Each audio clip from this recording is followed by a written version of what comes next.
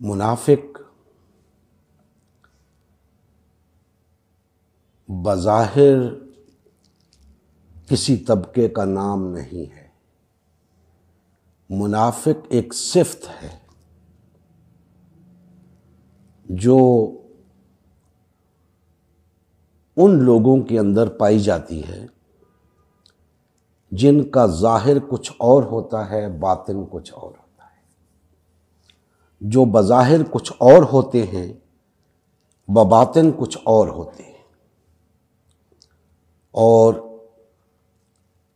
قرآن مجید کے اندر یہ اصطلاح ان لوگوں کے لیے استعمال ہوئی ہے جو بظاہر تو اپنے آپ کو مسلمان کہتے ہیں، بظاہر تو دعوی ایمان رکھتے ہیں، لیکن در حقیقت ان کا ظاہر کچھ اور ہے، باطن کچھ اور ہے۔ اس لیے انہیں منافق کہا گیا۔ اب منافق کے بارے میں بہت کچھ لکھا گیا، بہت کچھ کہا گیا، خصوصاً اس مقام پر مفسرین کرام نے اپنی اپنی صلاحیت کے مطابق، اپنی اپنی استعداد کے مطابق بہت کچھ کہا۔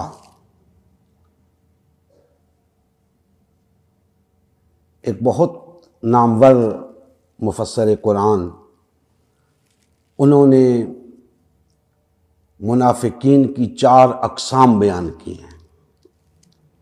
اسی طرح ایک اور نامور مفسر نے منافقین کی 6 اقسام بیان کی ہیں۔ ان کی اپنی تحقیق ہے، ان کا اپنا نقطۂ نظر ہے، میں اس سے اختلاف نہیں کر رہا، اور دیگر مفسرین نے بھی جو کچھ فرمایا ہے اپنے تئیں درست فرمایا ہوگا۔ لیکن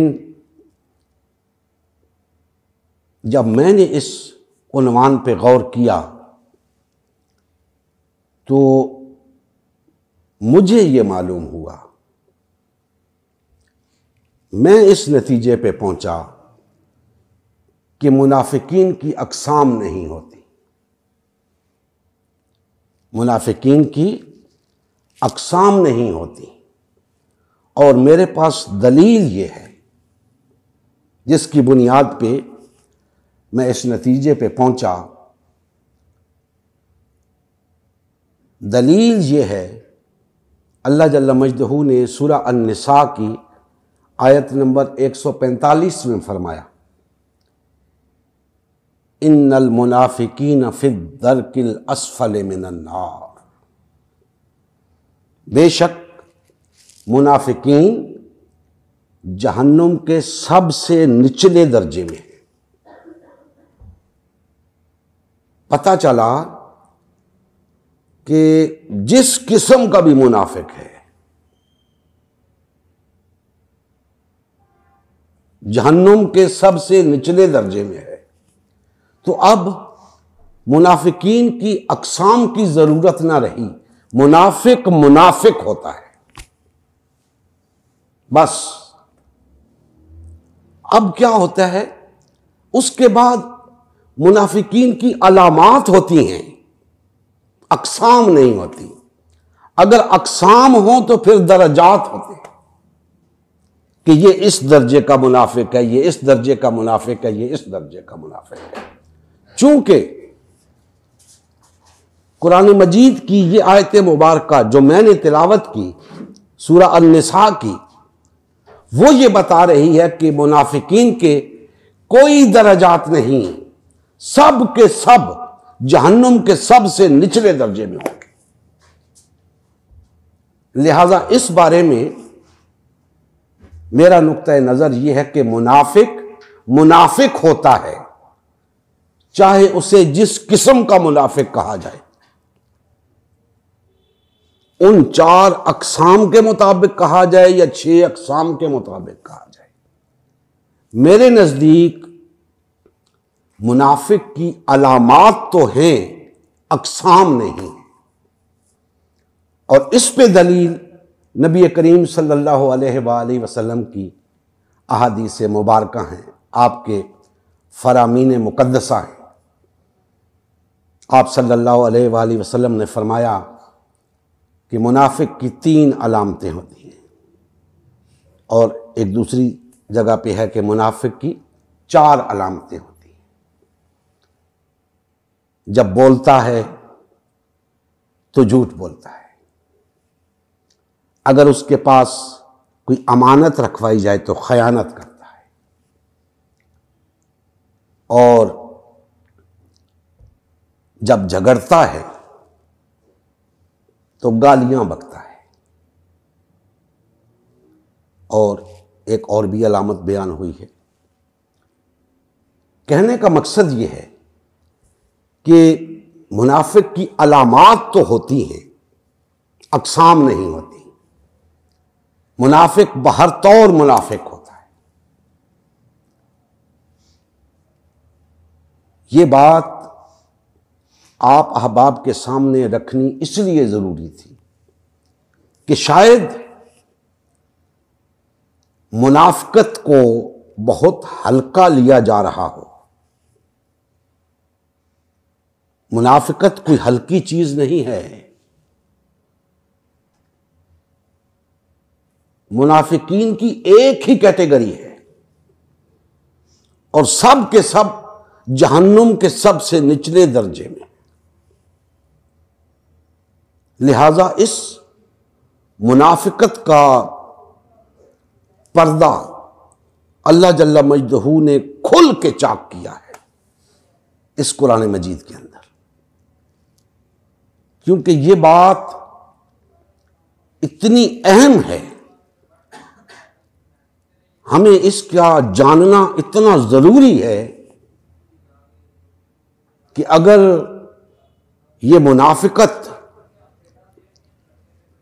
انسان کے دل کے اندر داخل ہو جائے تو پھر یہ ایمان کو چاٹ لیتی ہے، ایمان کو چاٹ لیتی ہے، جس طرح دیمک لکڑی کو چاٹ لیتا ہے۔ اور مزید یہ کہ منافق مسلمانوں کا، اسلام کا کھلا دشمن نہیں ہے، کافر کھلا دشمن ہوتا ہے۔ مسلمانوں کو پتہ ہوتا ہے یہ ہمارا دشمن ہے، اس سے جنگ ہوتی ہے، اس کی سازشوں سے بچنے کا اہتمام ہوتا ہے، ان کا توڑ ہوتا ہے۔ لیکن منافق وہ ہے جو مسلمانوں کی صفوں کے اندر ہوتا ہے، مسلمانوں کے اندر گھس کر مسلمانوں کو نقصان پہنچاتا ہے، اسلام کو نقصان پہنچاتا ہے۔ اسی لیے